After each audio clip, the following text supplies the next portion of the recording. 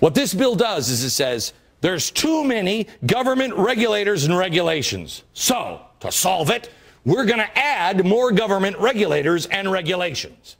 Equals less regulators and regulations. It doesn't make any sense. It doesn't make any sense. You know, I've seen this pattern before. Yes, George Orwell. Remember him? George Orwell, 1984.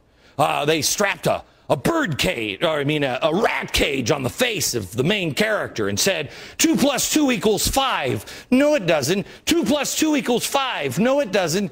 Then they let the rat just tear at his face. It was great until he said, 2 + 2 = 5.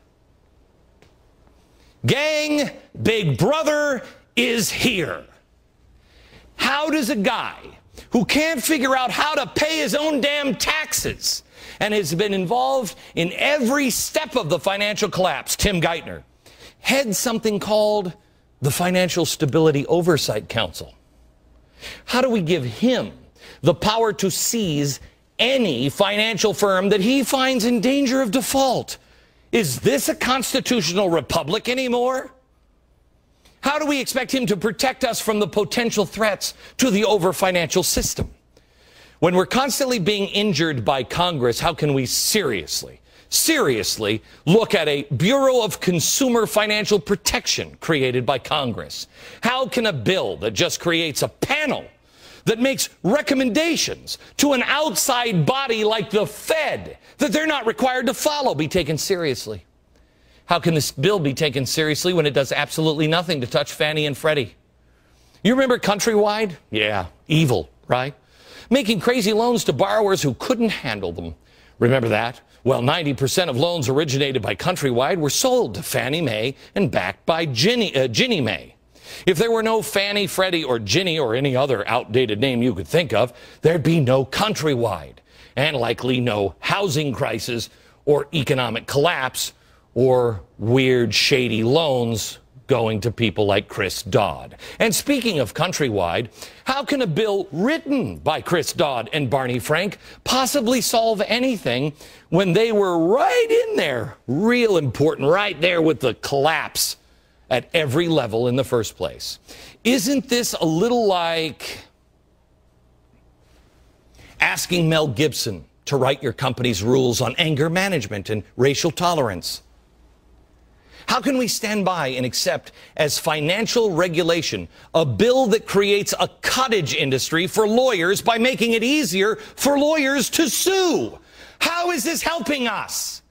How does the Fed, which helped cause the crisis, we can't open up any of their books, get rewarded with more power? How does the Treasury, which helped bail every single person out after the crisis, get rewarded with more power as well? How does the SEC, which missed the credit ratings fiasco, get rewarded with more power because they missed it? How can we be told that there are no bailouts in this bill when they are throwing $1 billion to states to rehabilitate individual houses or stop crime? Or another $1 billion thrown at people who lose their jobs in the bill? This is not about a bailout, really. How does creating a massive government bureaucracy with the power to watch your bank account and track every credit card account over your shoulder help your economic liberty? Oh, 2 + 2 = 5, said Winston. Big Brother is watching your credit card now. How does charging billions of dollars in new fees on banks help an industry that has already been devastated? How do we pass a law that passes the buck from lawmakers to appointed bureaucrats? Do you have this? No longer does Congress oversee these things. Appointed bureaucrats decide how the financial regulation is implemented. Nothing that I just said. It's all in this bill, but it's kind of hazy. These new czars will come in and they'll define it. It takes 2,300 pages just to outline the different groups of people who can later come and figure this out. What is wrong with us, America? Why are people not in the streets? Your republic is over.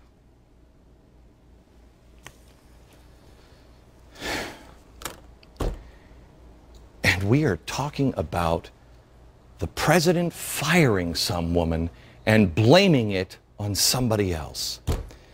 At the same time, we're talking about financial responsibility. This man can't take responsibility for anything.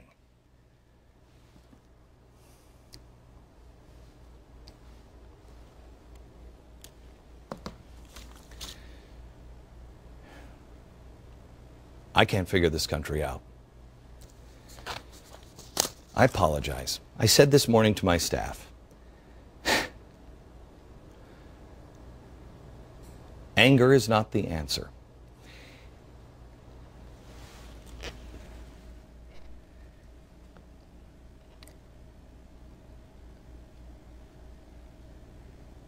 America, the America that we grew up in, is gone. The fundamental transformation that we have been warning you about, that we have been begging you, please, through their lies, through their deception, through their calling of names and smearing, everything on this show, we have shown you the facts, most of it in their own words. And yet they still got away with it. America, you have no idea what you're facing. I've been so tired this week.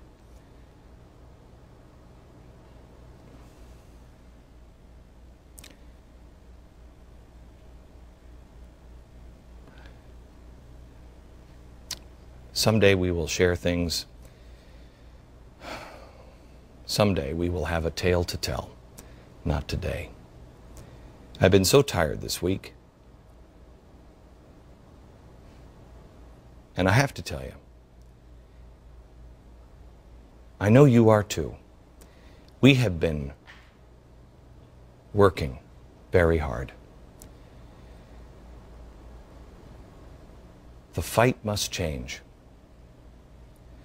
Because I believe they're in the final. I've talked to enough experts. I've talked to people who have studied revolutionaries and all of this stuff. I've talked to them. I know what's coming next. And it fits right in with what's happening with Sherrod. The next thing they have to do is take over the media. That's what's next. Period. That's what this Sherrod thing is all about. This government is going to watch your bank account, track every credit card account over your shoulder. How does that help economic liberty? How does charging billions of dollars in new fees on the banks help an industry? Devastated. We're passing the buck from lawmakers to appointed bureaucrats over and over and over again.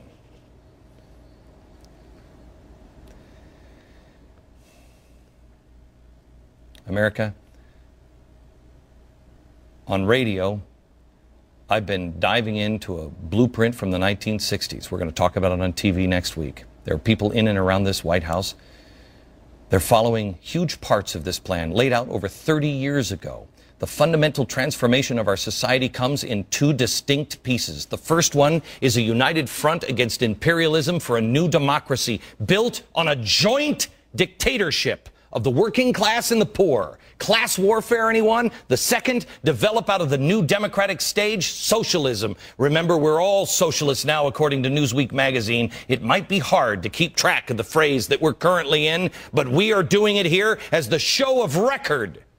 By the way, those are not my words describing what's currently going on. Those are the words of William Ayers, along with the rest of the Weather Underground. This isn't the new deal. This is an old deal. Maybe since the beginning of man, I believe a third of the angels fell from heaven over this plan. It is an idea that has been discredited for decades with normal people, but an idea that so many people around this president seem to hold in reverence and still continue to borrow heavily from. You're being played like a Stradivarius. The progressive movement continues to move, and we continue to let it. Most of our media and politicians are anywhere from complicit to apathetic. We are entering a dangerous and scary time, America. But though I walk through the valley of the shadow of death, fear no evil. As long as we have each other, we keep our heads on straight, we focus on our path, our founders, and disregard all the magic tricks, we will prevail.